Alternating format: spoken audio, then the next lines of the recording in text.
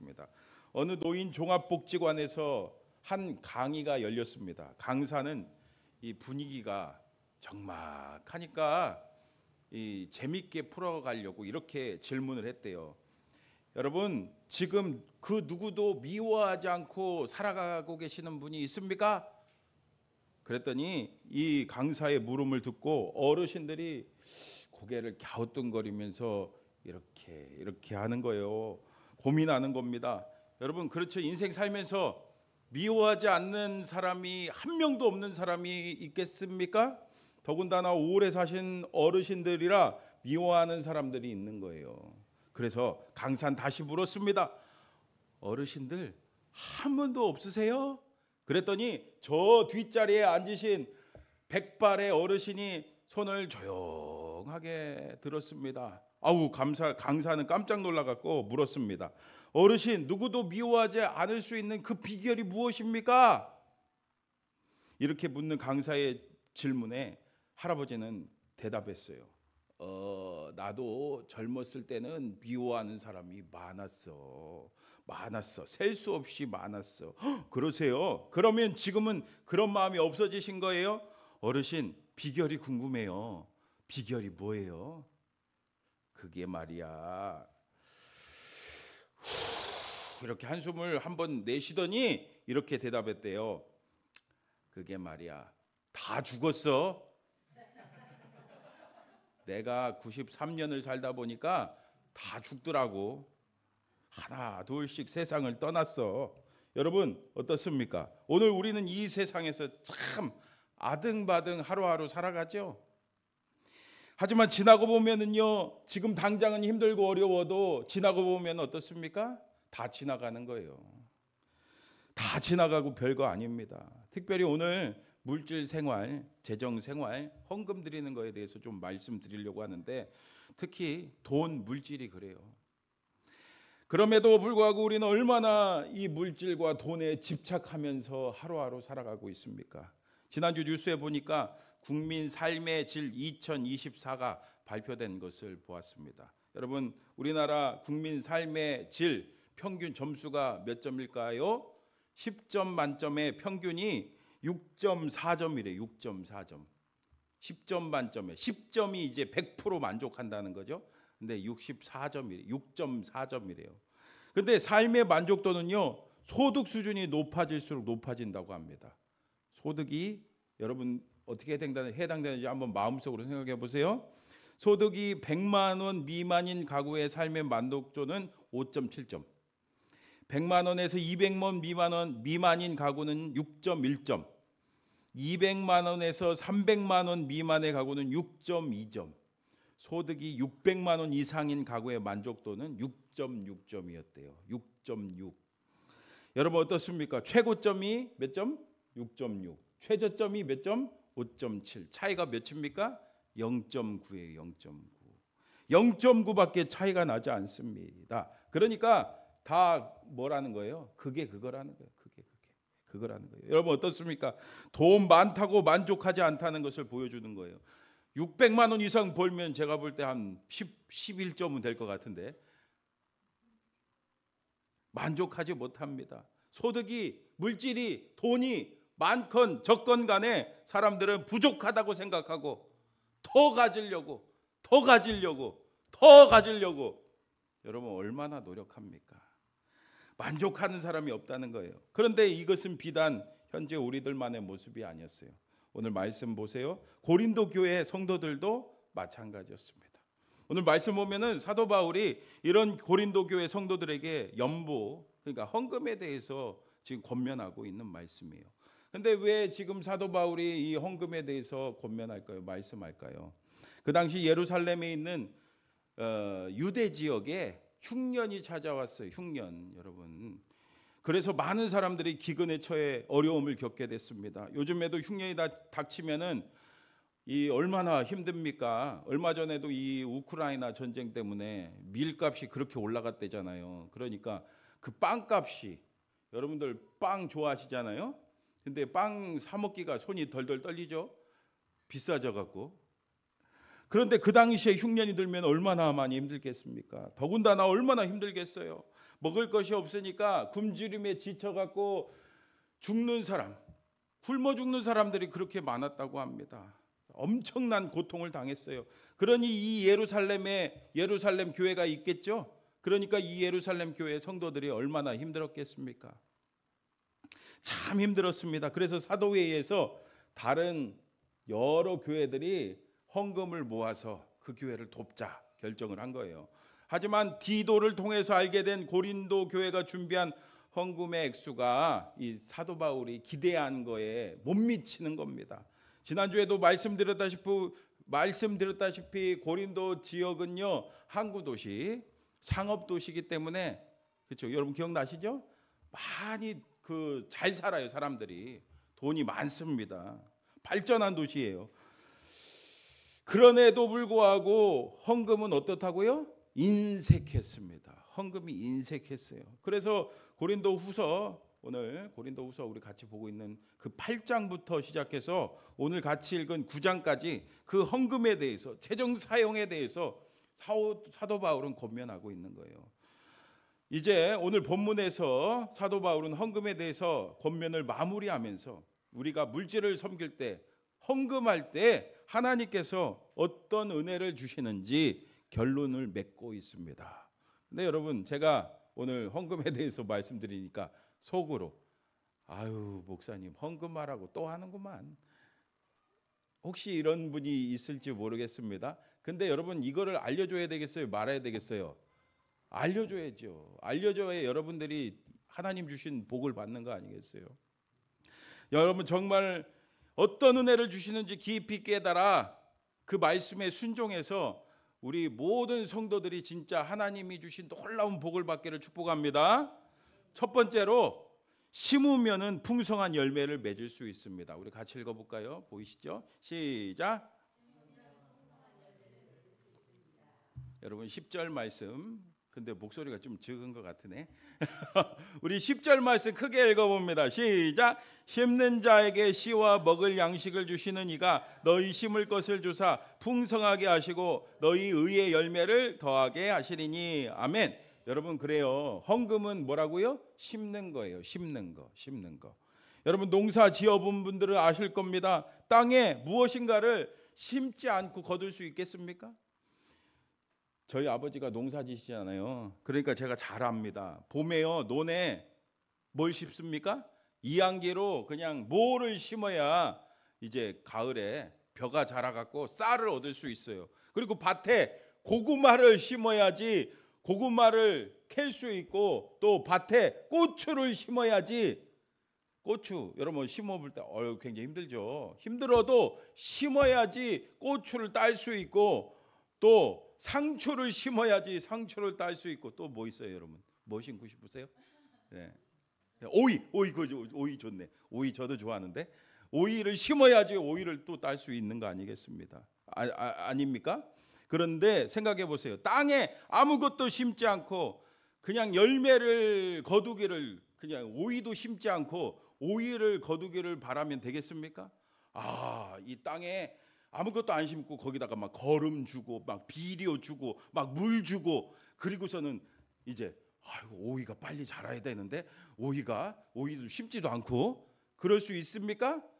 예, 전혀 아무것도 얻을 수 없고 그냥 풀만 자라요. 풀만 아무것도 못 거둡니다. 하지만 안타깝게도 이런 그리스도인들이 있어요, 없어요?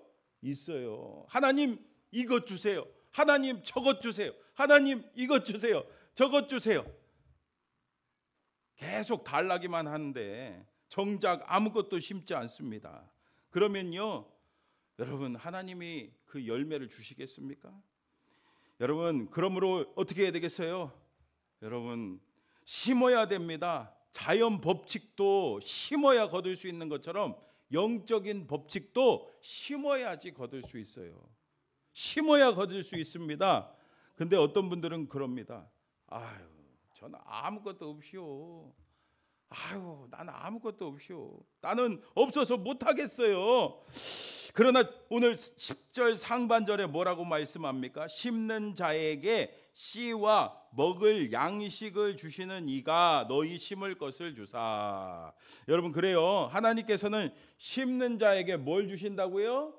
심을 것, 씨를 주시고 또 뭘 주신다고요? 먹을 양식을 주신다고 말씀하고 있습니다. 여러분, 하나님께서는 우리 모두에게 각자 알맞은 그 양식도 주시고 심을 것을 다 주셨어요. 이미 주셨어요. 그래서 잘 생각해 보면은요, 우리가 심을 씨앗이 없는 사람이 없어요. 우리가 심을 마음이 없어서 그렇지 심고자 하면은 얼마든지 있다는 거예요. 여러분, 솔직히 있어요, 없어요? 있어요, 없어요? 네. 그래서 여러분 부모님들, 여러분들 자녀들 있죠? 자녀들에게 이것을 잘 가르쳐 줘야 됩니다. 아이들에게 심는 법을 가르쳐 줘야 돼요. 그러면 어떻게 하신대요? 10절 하반절에 보세요. 풍성하게 하시고 너희의 의의 열매를 더하게 하시리니. 아멘. 하나님은요, 그냥 조금 주시는 분이 아니에요. 어떻게 주신대요? 풍성하게 주신다고 말씀하고 있습니다. 또 의의 열매는 이 하나님 나라의 상급을 말하는 거예요. 하나님 나라의 상급까지 쌓는 그 은혜를 주십니다. 그러니 여러분, 우리가 어떻게 심어야 되겠습니까? 오늘 읽은 본문 바로 앞에 나오는 고린도후서 9장 7절 말씀 같이 읽어볼게요. 시작. 각각 그 마음에 정한 대로 할 것이요 인색함으로나 억지로 하지 말지니 하나님은 즐겨내는 자를 사랑하시느니라. 아멘. 여러분, 그렇습니다. 오늘도 하나님은 우리에게 감동을 주십니다. 우리에게 생각을 주십니다. 마음에 생각을 주세요. 그러면 이거는 내 생각일 거야, 이거는 그러지 마시고, 이것저것 따지지 마시고, 억지로 하지 마시고, 그래도 내가 권사인데, 아이고 내가 장로인데, 내가 체면이 있지. 진짜 있더라고. 근데 체면 생각해서 헌금하는 사람 있을까요, 없을까요? 있다니까요. 여러분, 그게 아니라 어떻게 내라고요? 즐겁게, 기쁘게, 즐거이 내시기를 축복합니다. 그리고 한 가지 더 우리가 알아야 될 것은 고린도후서 9장 6절 말씀도 같이 읽어보겠습니다. 시작. 이것이 곧 적게 심는 자는 적게 거두고 많이 심는 자는 많이 거둔다는 말이로다. 아멘. 뭐 당연한 말씀이죠. 여러분, 곡식도 마찬가지잖아요. 많이 심으면은 많이 거두고 적게 심으면은 적게 거두는 거예요. 영적인 법칙도 마찬가지입니다. 그러므로 여러분 겨우 먹다 남은 거, 하나님 거지 아닌 거 아시잖아요. 예. 가장 먼저 여러분들 소득이 있다면은 가장 먼저 그것을 어떻게 해야 돼요? 떼어놔야 되겠죠. 하나님께 드릴 것은 떼어놓으시기를 바랍니다. 그리고 이 말씀은 더 나아가서 단지 물질만에 국한된 말씀이 아니에요. 그럼 또 여러분 무엇을 심어야 되겠어요? 맞아요. 기도를 심어야 되겠죠. 기도를 심어야 응답의 열매를 맺을 수 있습니다. 또 말씀을 심어야지 하나님의 인도하심의 열매를 맺을 수가 있습니다. 또 전도를 심어야지 전도의 열매도 맺을 수 있고, 또 여러분 뭘 또 심으실래요? 말씀 좀 해주세요. 네. 또 여러분들의 시간을 또 심으면은 또 하나님이 그것을 보상해 주시는 겁니다. 여러분 열심을 다해서 심으시기 바랍니다.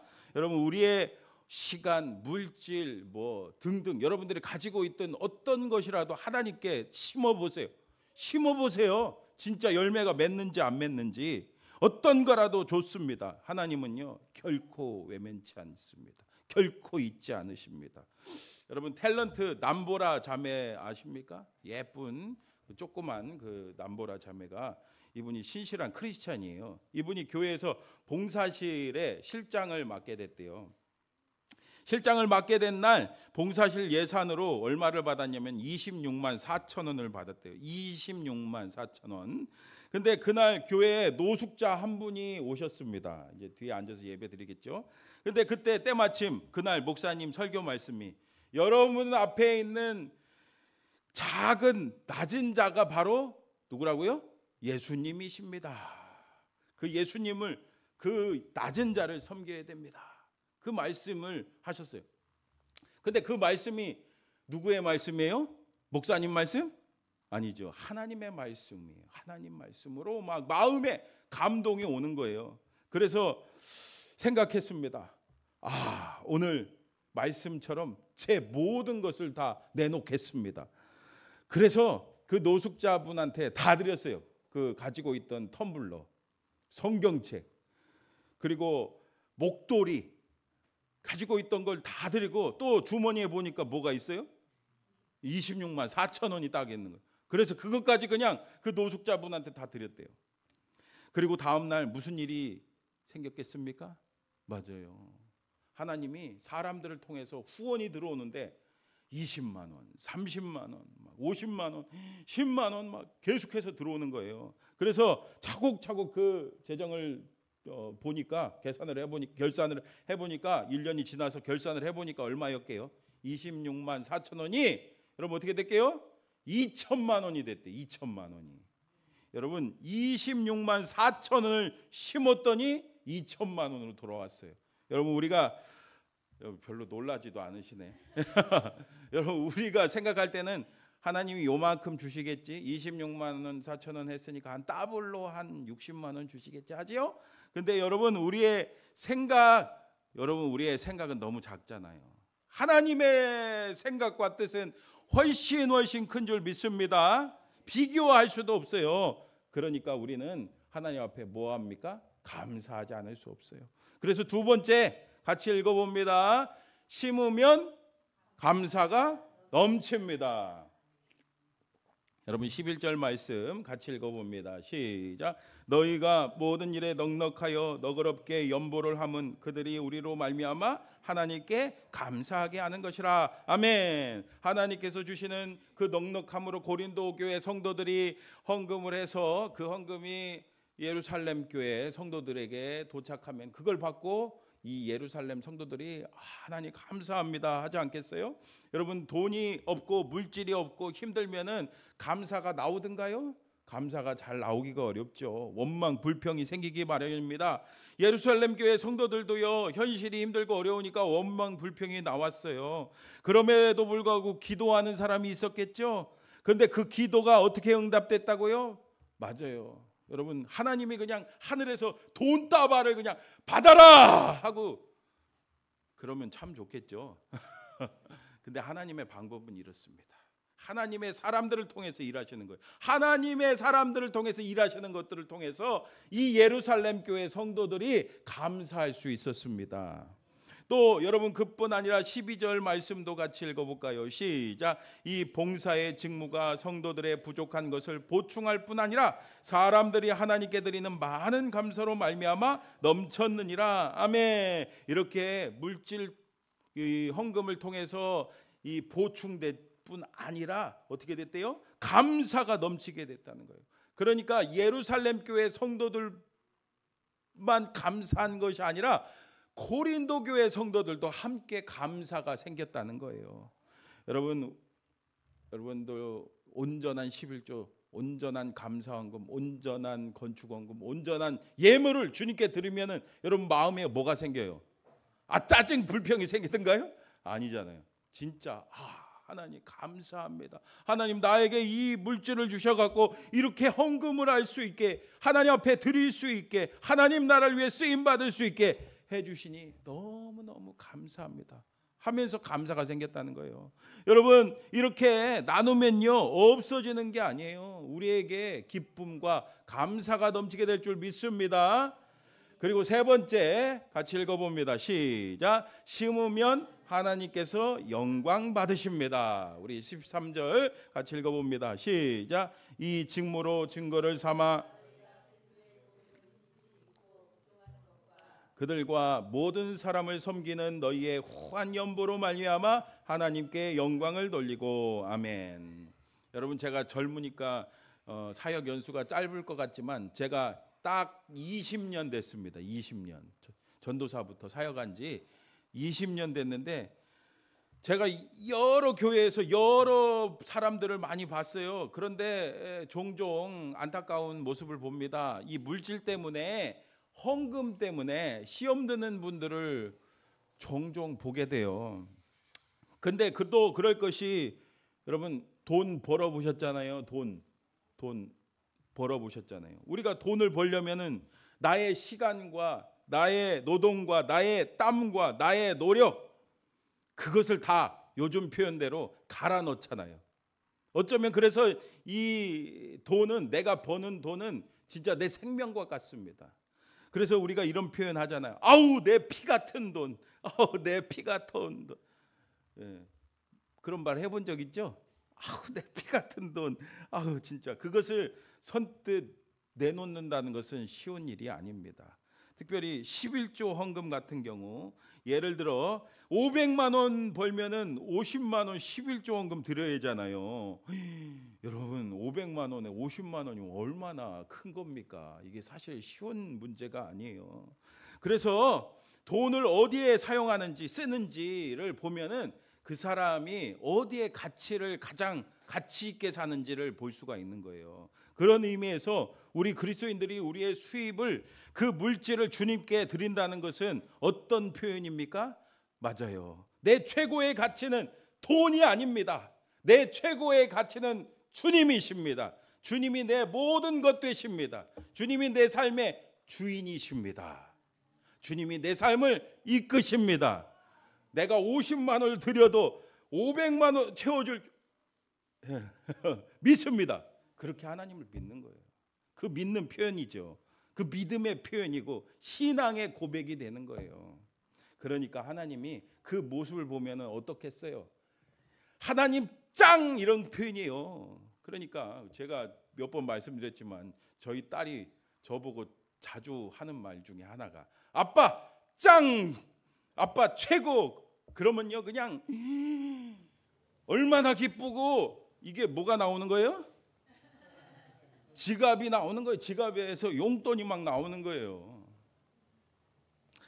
마지막으로 네 번째, 우리 같이 읽어봅니다. 시작. 심으면 하나 되게 하십니다. 여러분 14절 같이 읽어봅니다. 시작. 또 그들이 너희를 위하여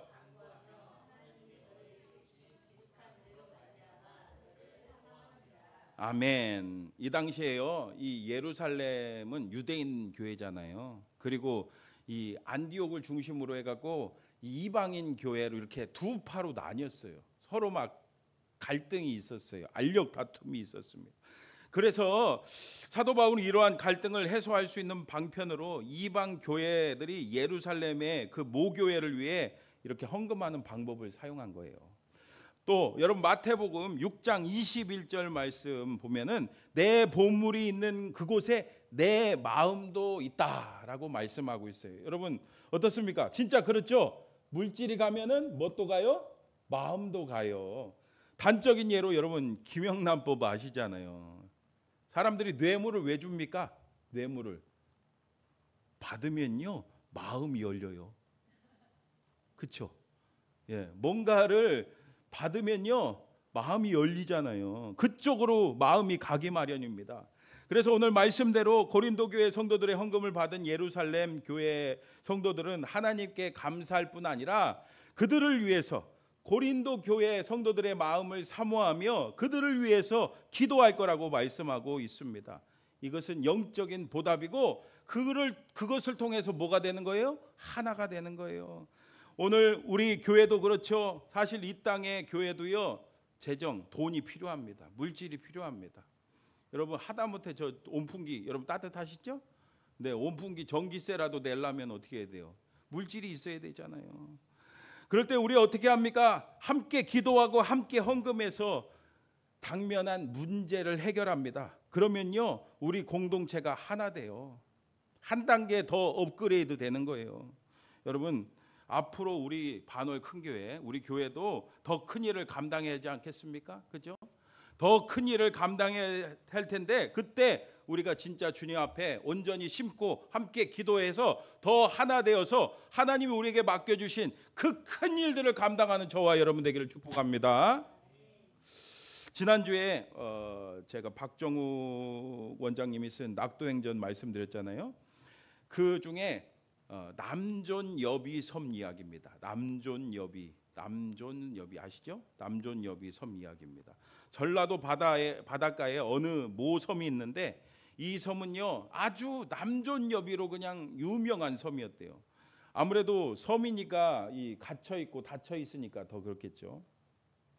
그런데 이 섬은요 주변에 물살이 아주 거칠었대요. 그래서 위험했습니다. 남자들이 바다로 배를 타고 나가 조업을 하는 것은 사실 목숨을 거는 일이었습니다. 그러다 보니까 너무 힘들고 어려우니까 이제 배 조업을 하고 나와서 돌아오면은 무태서는 집안에 손가락 하나 까딱하지 않으면서 그냥 아무 일도 않고 그냥 누워서 노는 거예요. 그리고 자기 아내 괴롭히고. 그렇다고 이 조업을 다녀오면은 큰 돈을 버냐? 이 물살이 세니까 고기가 제대로 잡히지가 않는 겁니다. 그러니까 이 섬은 늘 이 섬 사람들은 가난하고 빈곤했습니다. 그런데 이 섬에 아주 똑똑한 천재 한 명이 태어났어요. 이 거센 물살은 조업을 막는 위험한 존재이기도 하지만 반대로 이 물고기들도 물살이 세기 때문에 다니는 물길만 있다는 걸 발견한 거예요. 그러면 어떻게 하면 되겠어요, 여러분? 거기에다가 그물을 설치하면 되겠다. 그래서 진짜 그물을 설치해 보니까 고기가 왕창 잡히는 겁니다. 그래서 혼자만 아는 것이 아니라 이 섬 주민들에게 말해주고 알려주고, 그래서 함께 거기에다가 많은 그물을 설치했어요. 진짜 어떻게 됐겠어요? 요즘 말로 대박이 났어요. 대박이. 비싼 멸치가 그렇게 비싸다며요. 비싼 멸치가 엄청 잡히는 겁니다. 그래서 엄청난 거금이 주민들의 손에 쥐어지게 됐습니다. 여러분, 평생 쥐어보지도 못할 큰 돈을 쥐게 된 이 섬 남자들 무엇했겠어요? 어떻게 됐겠습니까? 후어기인 겨울만 되면은 돈을 잔뜩 쥐어쥐고 무트로 가는 거예요. 가서 부어라 마셔라. 술집에 가서 술 먹고 술집 여자들하고 재밌게 놀고, 또 뭐 하겠어요, 여러분? 아무것도 안 하니까 이거 도박하는 거예요, 도박. 그리고서 겨울이 끝나 빈털터리가 돼갖고 섬으로 돌아오면은 이렇게 그 다음에 또 그뿐이 아니에요. 이 도박을 하다 보니까 이제 돈이 없으니까 금을 또 사야 되잖아요. 그러니까 빚지는 거예요, 빚. 오히려 전에 가난할 때보다 더 힘들게 생겼어요. 그전에는 빚은 안 졌잖아요. 이 빚쟁이가 됐습니다. 하지만 모두 한탄만 하는 것이 아니었어요. 다행히 이 작은 섬에도 희망이 있었습니다. 여러분, 무엇이겠어요? 뭐가 희망이겠습니까? 맞아요. 여러분 예상하는 대로 그 섬에도 작은 교회가 있었습니다. 그래서 적은 수이지만 그 땅에 복음이 뿌려져 갖고 적은 수이지만 성도들이 모였습니다. 복음을 듣고 하나님의 자녀가 된 사람들이 한 명 한 명 늘기 시작했습니다. 예수님을 믿고 하나님의 자녀가 된 이 가장들은요, 앞서 말한 그 가장들과는, 그 남자들과는 달랐습니다. 하나님 주신 은혜가 너무 감사해서 성실하게 예배드리고, 그리고 번 소득의 11조 하나님 앞에 온전히 드리고, 감사해서 감사헌금도 드리고, 하나님 주신 씨앗을 가지고 뭐 했다고요? 심었어요. 그러니까 돈이 점점 빨리 모이고, 섬 안에서 부자는 누구예요? 교회 다니는 사람. 부자는 집이 이제 의리의리한 집은 다 그리스도인들이었어요. 그리고 이들도 무트로 나갔어요. 하지만 그 이유는 달랐습니다. 무태 집이나 땅을 사서 자녀들을 유학 보내고 공부시켜서 그 섬에만 갇혀있는 굴레에서 벗어나서 다음 세대도 온전히 하나님의 자녀로 키우고자 한 거예요. 이렇게 해서 이들은요, 풍성한 열매와 자녀의 복과 물질의 복을 받을 수가 있었다고 합니다. 여러분, 15절 말씀 같이 읽어봅니다. 15절 말씀 같이 시작. 말할 수 없는, 아멘. 여러분 어떻습니까? 진짜 말할 수 없는, 표현도 할 수 없는, 우리가 그 은혜를 받았습니까? 그 은사, 은혜, 선물, 그게 뭡니까? 맞아요. 구원의 은혜잖아요. 우리가 정말 죽을 수밖에 없는, 영원한 멸망, 지옥에 갈 수밖에 없는 존재였는데 예수님의 십자가의 보혈로 우리는 구원받은 줄 믿습니다.